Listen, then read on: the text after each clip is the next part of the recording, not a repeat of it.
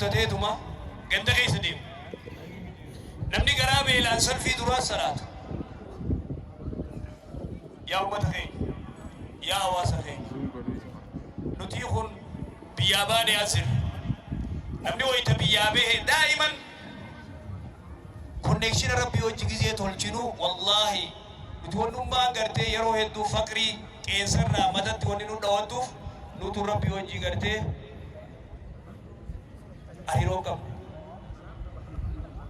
Salaata qabnu, duniyaan qabnu, akhiraan qabnu. Jidduu tanatti tadii bannee jiru. Idan kanaafuu guyyaan kun guyyaa jabaadhaa. Rabbi subhanahu wa ta'ala warra khalee du'aa'ii godhatees Rabbi sirraa geeffalu. Rabbi subhanahu wa ta'ala yaada muraada keessa illee Rabbi si haa guutu. Immoo waan kana irra jabaadhaa. Irra jabaadhaa namuu foogii foogitti. Badiila lagamtu irraa eegaa. Gaaga'ama guddaa keessa kan seenu.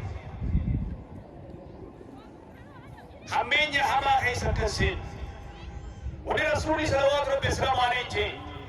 Alaa laa yabiitanna arrajulu inda imra'atin tayyib. Illa an yakuna zawjan aw muhriman. Aboonam tokkollee nu sayyibaa bira kan bulu. Zamana kana argee rasuuli salawaatu rabbi islaam alayhi.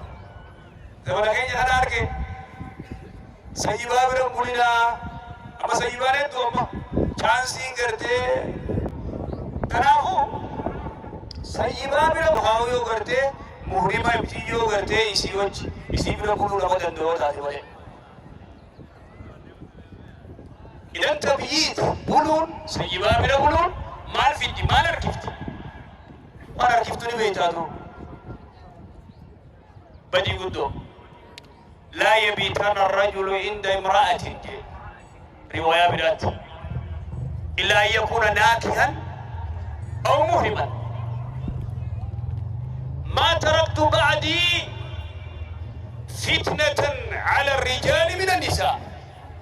ما تركت بعدي أن إفقودت النيفن فتنة جبدو فتنة همتو إيررت دبرتي ريجو.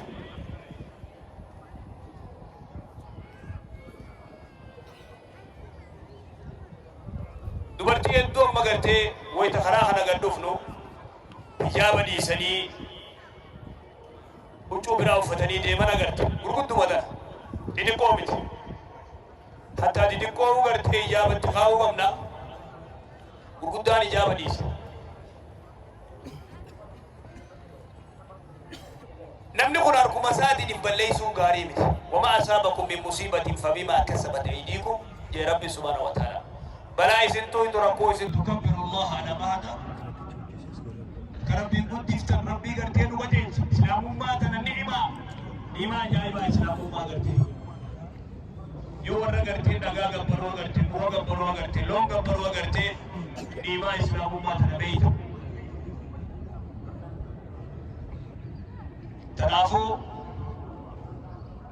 شمالا كيجا بوا قرتين درسي جلتن درسي رجبادا dargaggeessi keenya akkuma darsiin jirtan darsiirra jabaadhaa.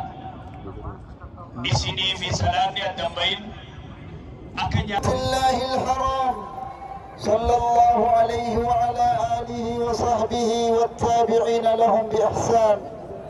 Allahu akbar, Allahu akbar, la ilaha illa Allah, wallahu akbar, Allahu akbar, Allahu akbar.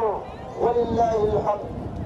أما بعد، يا أيها الذين آمنوا اتقوا الله حق تقاته ولا تموتن إلا وأنتم مسلمون. ما أعظم هذا اليوم وما أجله وما أكرمه، يوم الحج الأكبر والعيد الأعظم. إن أعظم الأيام عند الله يوم النحر، ويوم النحر يوم يزداد معا يوم يزدلف فيه الحجاج لرمي الجمال ويستفتحه بصلاة العيد أهل الأمصار. يوم تتجلى فيه معاني الحمد والتهليل والإجلال والتكبير. فإذا أفدتم من عرفات فاذكروا الله عند المشعر الحرام واذكروه كما هداكم. يوم نزل القرآن بتعظيمه ودعا إلى مشهده ليشهدوا منافع لهم ويذكروا اسم الله في أيام معلومات على ما رزقهم. يوم الفداء والتضحية وفديناه بذبح عظيم. يوم ضربت فيه أعظم تضحية وقربت فيه أنفس أضحية. الأضاحي ما قدمت هذا اليوم وما أريق دماؤها إلا بعد أن سبقها تضحيات قدمها قدوة لا تباري وأب لا يجاري، قمة شامخة وأمة في مدرسة رجل متكاملة. إن إبراهيم كان أمة في تضحيته وأضحيته، أمة في ثباته وتسليمه، أمة في توحيده وإخباته.